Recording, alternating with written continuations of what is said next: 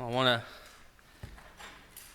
second Brother Shackelford here and say I'm thankful for Cody having obeyed, and so very thankful for that.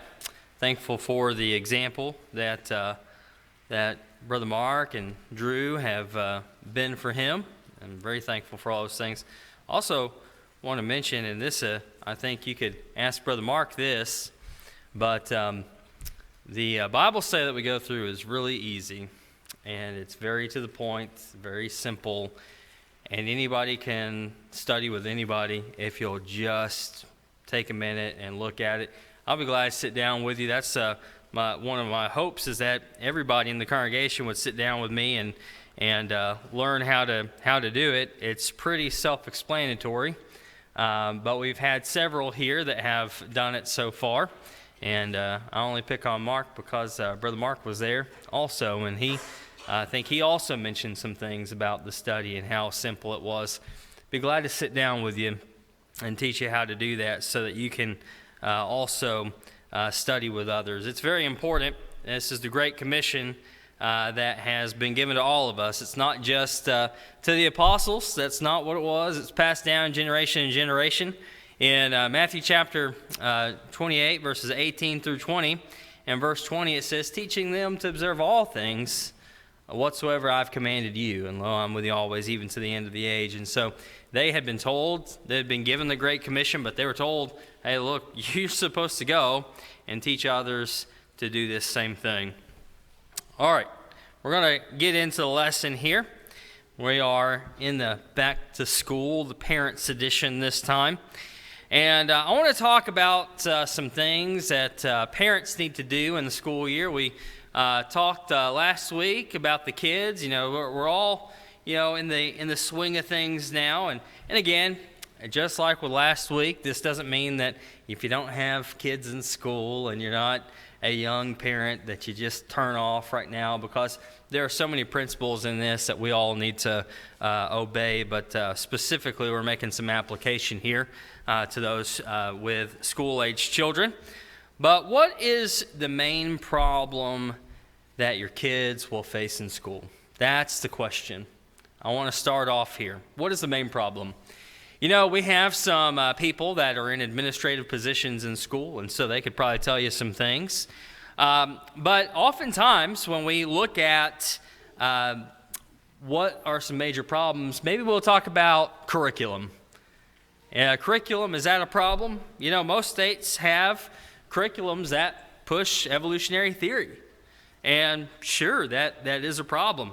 I've heard stories about teenagers who have gone through public school and or private school where these things were taught and have decided not to become Christians because they really didn't know if there was a God or not.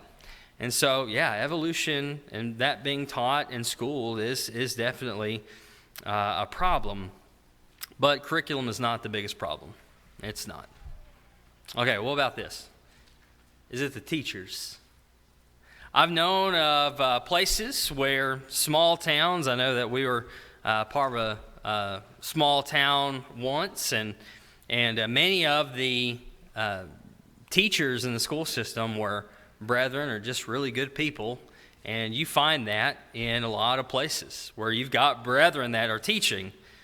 There used to be a morality clause. Now, some of you that are in school and have been teachers, I don't know that this still exists. It probably doesn't. But there used to be a morality clause for teachers and their contracts. I wish that this were still the same. I don't think it is. I know that growing up that I had a teacher that was a homosexual, but we didn't really know. I mean, there were some rumors. We just didn't know for sure. He was never allowed to say anything about it at school. Now, this may have been a product of the time, because when I was growing up, nobody would have admitted that ever. That was not something that you wanted to admit. But now, I know going back that now that same teacher is openly homosexual. There are some really good teachers that influence children to better themselves. I think there are good teachers all over the place. No doubt there are also some bad ones. I know that that's just going to be the way it is. You're going to have good teachers, you're going to have bad teachers, and that's it. But the biggest problem is not teachers. Teachers are not the biggest problem that your kids are going to face. The biggest threat to your children are other children. That's it. I mean, when you think about it, you're really not as concerned about your administrators. You're really not as concerned about curriculum. I mean, think about that curriculum. I mean, if they're taught evolution, then they come home, they say, Mom and Dad, I was taught this in school, and you can debunk that real quick. You can you can send them to Apologetic Express, and you can go read articles. You can give them all kinds of stuff to show them that that's not true. Teachers, if teachers are handling themselves improperly in some sort of way, and you can go to a school, they'll correct that. Teachers aren't the problem, but you know what? You're going to have children around your children that are not reared in good homes. And anybody that's been in the school system is going to tell you, if they're being honest, that is certainly the case. There are going to be other kids there. School is not just, some have described it like this. They say it's getting them into the real world, but I'm telling you, it is more than that. I know of no other place in which people are exposed to a wider variety of sin and sinners. Men and women of all segments of society send their kids to school. It's not like going to work. You're going to have certain jobs and certain things like that where, there are going to be different types of people, but you're looking at everybody goes to school. All these kids go to school. And so you're going to have good families that are sending their kids to school, along with people that are from broken homes. You probably cannot name a single sin for which there is no offspring represented as a student in a school somewhere. For example, let me give this. I don't want you to think I'm just making stuff up here. Let me give you an example. Growing up, we knew that there were some kids that had abusive parents. We knew it. We knew that some had alcoholics for parents. We knew some of the parents were in jail. We knew some did drugs. We knew these things. Many were divorced and remarried. I don't even know what that would be like today. Many used foul language, but nowadays you're going to have children who come to school having two moms and two dads, and you're having lots of different conversations than even my parents would have had to have whenever we were growing up. It can be really scary for parents who have their children in these situations. You know what? If the devil wins our children, we have lost so much in life. I know that everybody feels that way. And so, given the circumstances, how can we persevere? Well, we really have to teach them. I think about David and Solomon. 1 Chronicles 28 and verse 9, "And thou, Solomon, my son, know thou the God of thy father, and serve him with a perfect heart and with a willing mind. For Jehovah searcheth all hearts, and understandeth all the imaginations of the thoughts. If thou seek him, he will be found of thee, but if thou forsake him, he will cast thee off forever." And so David is telling his son, you have got to follow God. You've got to follow God, because there are going to be people that will try to take you away from God. You need to follow him, and he will keep you. I think about Jochebed and Moses. I think that's a great example. Hebrews chapter 11, verses 23 through 27. "By faith, Moses, when he was born, was hid 3 months by his parents because they saw he was a goodly child, and they were not afraid of the king's commandment. By faith, Moses, when he was grown up, refused to be called the son of Pharaoh's daughter, choosing rather to share ill treatment with the people of God than to enjoy the pleasures of sin for a season." Now, I want you to stop right there. Think about this for just a minute. So we know, going back to the story of Moses, that, he is, technically the son of Pharaoh's daughter. He's adopted, if you will. And so he is a prince. Now, at the same time, Jochebed is brought in to be his nurse. So he still has his mother there. Now, what do you think that his mother taught him? His mother was teaching him things of God. And so that is why he gets older. He refuses these things. It says, verse 26, accounting the reproach of Christ greater riches than the treasures of Egypt, for he looked unto the recompense of reward. By faith he forsook Egypt, not fearing the wrath of the king, for he endured as seeing him who was invisible. I want to give you 3 ways this morning to help guide your children to God this and every school year. Number 1, be about your Father's business. Going back to Luke chapter 2 and verse 49, it says there, and he said unto them, how is it that ye sought me? Know ye not that I must be in my Father's house? And King James says, be about my Father's business. The same thought process is going on here. I was doing the work of the Lord. I'm doing the work of my Father.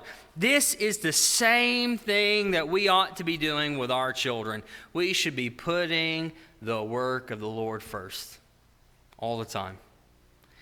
In Matthew 6 and verse 33, but seek ye first his kingdom and his righteousness, and all these things shall be added unto you. Here's a question. Do your children believe coming to worship? They believe in coming to worship when the doors are open is a top priority? Listen, I have so many examples of when families did not do this. And these are good families, They had good kids, but they did not put the Lord first. And they didn't do it. They didn't come whenever they had schoolwork or they had sports, or maybe they were having some sort of recreation. Maybe they're out of town on vacation. They did not put God first. Now, what do you think happened to those kids? Oh, I know one in particular I think of all the time. It breaks my heart because I was so close to this family, and I know that they did a great disservice to the spiritual well-being of their children. And they would allow, sports came. Hey, you know what we're going to miss for sports? If they were on vacation, they missed. If they had schoolwork, they would skip services to let them do schoolwork. Then again, I knew of other families that said, look, you can do schoolwork before, you can do schoolwork after, but you're going to go and you're going to go to services. You're going to serve God. You're going to do that. Also knew families that they, when sports came, hey, you can go to practice. But when it's time to leave for Bible study, we're leaving. We're not going to have games on those days. We're going to leave for Bible study. We're going to do that. And the difference between those families? The families that put God first, their children, you know what they still did? They still tried to put God first. But the kids that put other things first, their families, they grew up, and seldom of those attend. In Hebrews 10 and verse 25, it says, not forsaking our own assembling together, as the custom of some is, but exhorting one another, and so much the more as you see the day drawing nigh. You know what? There are going to be a lot of opportunities to miss the assembly on Sunday night, Wednesday night, gospel meetings, etc. Do not miss. Teach your children what is the most important thing in life. So let's ask some questions. Is recreation, is that more important? Well, Matthew 6:33, but seek ye first his kingdom and his righteousness, and all these things shall be added unto you. What does that say? I don't know how many times I have to say this, but when you look at this, seek ye first his kingdom, that is, do not put anything before God. In the Old Testament, they had a similar thought process here, right? In the Ten Commandments, there should be no other gods before me, right? Don't put anything before God. That was from day one of the Mosaic covenant. Look, you have to do this. Don't put anything before God. Still today, don't put anything before God. But why? Why? Well, Psalm 63 and verse 3, because thy loving kindness is better than life. My lips praise thee. this is how we should feel towards God, because all of his promises are better than life. And so anything in this life pales in comparison to that which is to come if only we would obey. Again, let me ask the question, is schoolwork, is that more important? Well, let's go back to Matthew 6:33. But seek ye first his kingdom. What does that say? Is schoolwork more important? Seek ye first his kingdom and his righteousness, and all these things shall be added unto you. What about this? Are sports more important? Well, again, we could go to Matthew 6:33. But look at this. There is a 0.026% chance that your child will become a professional athlete, yet there is a 100% chance that your child will stand before Jesus one day. So what is it that we should be doing? What should we be striving for in our homes? We should be striving for our children to follow God. It doesn't mean that we can't have fun. It doesn't mean that they can't play sports. It just means that we put God first in everything that we do. You know, it's kind of interesting. There's all kinds of science out there as far as health science. But you know what has reigned true throughout time? You know, that you'll have different categories as far as percentages is concerned. But you know what we're always told, you need to eat less and move more, that kind of a thing, if you're going to lose weight. And we spend a whole lot of time on exercise, and we spend a whole lot of time talking about diet, but we spend about equal amounts diet and exercise, but it's more like 85 or 95% of how much weight you lose is not dependent upon exercise. It's dependent upon what you eat. It's dependent upon what you put in your body. So where should our focus be when it comes to our health? We think about what we should eat. We think about those things. It's good to exercise. It's good to work out and those things. But if you're going to lose weight, if you want to lose some of that fat, where should your focus be? If you think about it, I try to illustrate this, but, if you go for a run and you go for a 20-minute run, you're going to burn like 160 calories. But you know what? It's a whole lot easier to eat less than it is to go and run. You know how many miles you're going to have to run? How much time you're going to have to spend doing that in order to lose significant weight? Actually your body will start breaking down. It won't do that. But what should we be striving for in our homes? If the majority of people are not going to become professional athletes, but they're going to stand before God one day, what should we be thinking about? Matter of fact, what is more important? When it comes down to these even professional sports, these people are taken away from God because they're going to go and they're going to play their sport. What is more important?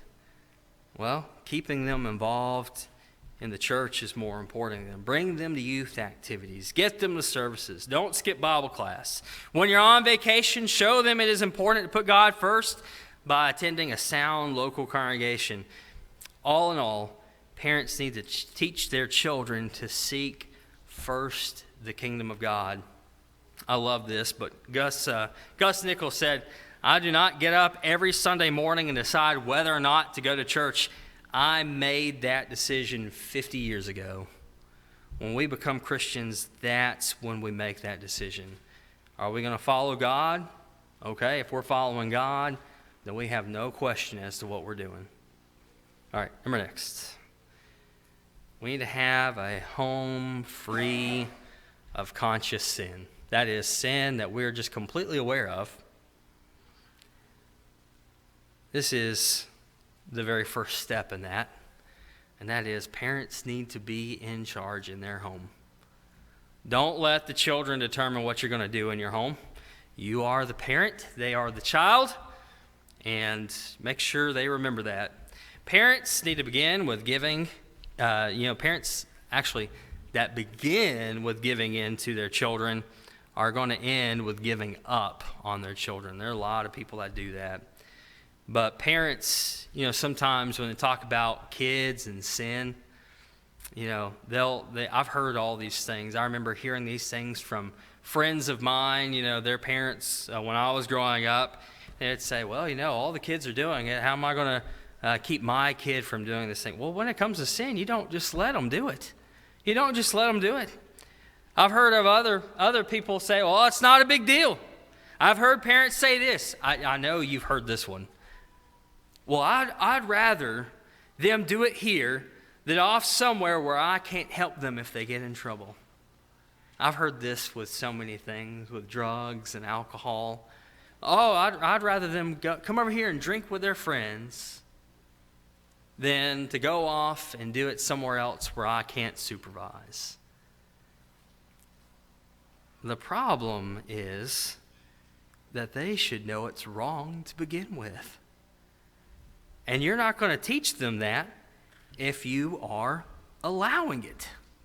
Now, I've mentioned some of this here recently, but in Joshua 24 and verse 15, it says, if it seem evil unto you to serve Jehovah, choose you this day whom you will serve, whether the gods which your father served that were beyond the river, or the gods of the Amorites in whose land you dwell. But as for me and my house, we will serve Jehovah.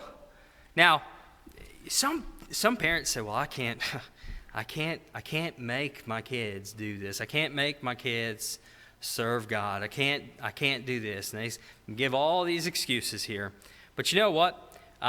We want to say that you can't have generational faithfulness, but that's what happens with Joshua. It is a generation before people start falling away en masse after Joshua has died. It says that there's a generation after Joshua dies, in this same passage here, that they are still following God. And then it's after that it's because of Joshua's influence that they do this. Now, what about parents? What about a parent's influence in the home? You can teach your children to be faithful, but I'm going to say it right now. If you don't put God first in the home, then the kids aren't going to put God first when they grow up. Think about in Luke chapter 15, what does the prodigal son's father do? You know, we've talked about this probably so many times over the years, but what does the prodigal son's father do? You know, there are some kind of things here that just come right out. The prodigal son doesn't ask if he can sin while he's in the home. It's not even a thing. He knows that he can't do it in his father's house. So he can't live in his house and sin. So he goes, he asks for his inheritance. He goes off and he does this. So he can't sin in the father's house. Another thing is that this father treats people fairly. Even the son sees this when he is destitute. He says, well, how many of my father's hired servants have bread enough to spare? They have everything that they need. Well, we also see that he forgives when there is repentance. You know, this is a great example for us. Of course, you know, this is oftentimes mentioned in relationship to God, the Father. But also, it's a good thing for us. We need to understand that sin should not be happening in our homes. Not from us, not from our children. And then we need to treat people fairly, and we need to forgive when forgiveness is asked for. We need to know where our children are and what they are doing. We need to pay attention to them. You know, if you've gotten away from, you know, this idea of having conscious sin in the home, you know, then we need to clean house. You need to get stuff out. You know, we need to remove bedroom posters, which are clearly not in line with Christian principles. You know, take our movies and our music out that are corrupt. Put clear limits on what can be watched on TV. Show them what is wrong with these things, and together decide to please the Lord in reference to how we're living our lives and our choosing of entertainment. No longer keep anything that is sinful in the house. I knew of a family that they were, you know, they called themselves Christians. They came and they worshiped. They were there, you know, quite a bit, not all the time. Went to visit their house one time and opened up the refrigerator. One of the kids, you know, said to go get something to drink. I opened up the refrigerator and there's alcohol sitting in the refrigerator, and I was shocked. Why is this even here?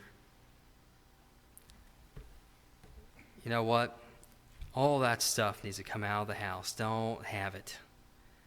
Because your kids are going to grow up, they're going to see it, and they're going to follow suit. Last, spend lots of quality time with your children. You know, the best way to teach your children what is right is to spend time with them so that you can tell them. You know, pay attention to them when they're talking to you. I know this one's hard, especially I don't know how it is for women. I know it's hard for us guys because we get locked in on something. And, you're watching the game or you're doing something, you're working on something, and a child comes up and they start talking to you, and you can be fixing something, and you're and the whole time, you really haven't heard anything, have you? I know I'm not the only one. I know I do that. But you know what we need to do? We need to stop. We need to look at our children. We need to pay attention to them. Know that they're important. They're more important than whatever that gadget we're working on. They're more important than the football game. They're more important than those things. We need to spend time with them. We need to pay attention to them. You know what? Children that love their parents, they crave their attention. And so let's give it to them. We need to teach them at home. Have Bible time every night. You know, that's what we try to do at our house. We try to have Bible time every night. Sometimes I know that can be very difficult. We have Bible time every night, except for Wednesdays and Sundays. We're here, obviously. We try to have some Bible during the week. Now, I'm going to tell you what, for parents right now, since we're doing Engraving Heavenly Truths, this is super easy for you. You know, all you have to do is take out those cards sometime after dinner and go over the cards. Ask your kids questions and just go over them. Say a prayer with them. Maybe sing a few songs with them. But do this every night. You know, read the Bible. Pray with them. Sing with them. One day, it's going to be too late to do these things, and so we better do it now. In Deuteronomy 6 and verses 6 and 7 says, "And these words which I command thee this day shall be upon thy heart. Thou shalt teach them diligently unto thy children, shalt talk of them when thou sittest in thy house, and when thou walkest by the way, and when thou liest down, and when thou risest up." Here's the thing. You cannot rear good, healthy children without spending time with them. I know, that's crazy, right? It's crazy. But that's how you do it. You got to spend time with them. Remember this. No man ever gets to the end of his life and says, "Man, I wish I had spent just more time in the office. I wish I spent more time at work." You know what most men say at the end of their life? They cry out and say, "I wish I'd spent more time with my family. I wish I'd spent more time with my kids." And so spend lots and lots and lots of quality time. You know, you got to do this whether you're tired or not. I know how it is, guys. You get tired. You work all day, and you get home, you're tired. When you get home, spend time with your family. You know, school will present some of the strongest temptations your child will face in his or her lifetime. I think you got to be honest about that. It's pretty easy, to forget about it. But I have talked to so many people, I myself am included, that it was the school age years where you struggle the most, right? Where you had all that peer pressure and that temptation. And so what we need to do as parents, we need to be more involved in their lives. But specifically, let's be more involved in their lives spiritually. The day they leave your house is coming faster than you can expect. And I think about this all the time with my own kids. I think about the fact, I know I'm just doing the math in my head, for my own kids, and I've got one that's will be here before I know it, and I know I'm not getting younger here, guys, and I'm thinking about some of the things, and I start doing the math. I know I've joked about it with several of you. I think I've even said this from the pulpit, but I think about, whenever this child turns 11, I'm going to be 50, okay? So I'm not going to be just a young guy anymore. I'm a young guy right now. That's what I'm thinking. I'm going to hold on to that for a little bit longer. Don't laugh at that. That's not funny. But you start thinking about that, and I go, now I got a 15-year-old. How much more time? And it wasn't long ago that she was born. And I've heard stories from other parents that go, we had our child, and then one day they grew up. And so spend that good quality time now. Because one day they will grow up. They'll be out of your house. You'll have less of an influence on them probably. And make sure what you've taught them has been good. Because I have also talked with many a parent that didn't do that and admitted that they did not do that. And they lost their children, and it has plagued them to this day.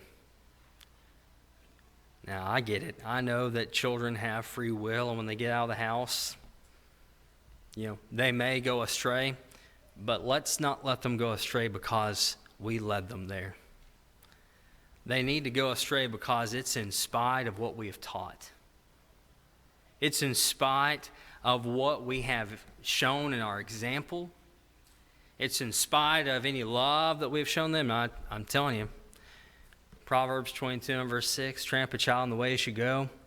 And when he's old, he will not depart from it. That is a general rule. If we generally do this, if we're doing this right, then the majority of the time, you know what our kids are going to do? They're going to be faithful. Brethren, let's do what we can to keep our children in the family of God. And it starts with us at home. Furthermore, it's not really the elder's job. The elders have a hand in that. It's not the preacher's job to teach your children what they need to know. It's not the deacons over the youth or youth ministers that teach your children. It is you. Every parent needs to make sure that they're doing everything that they can to take their children to heaven with them.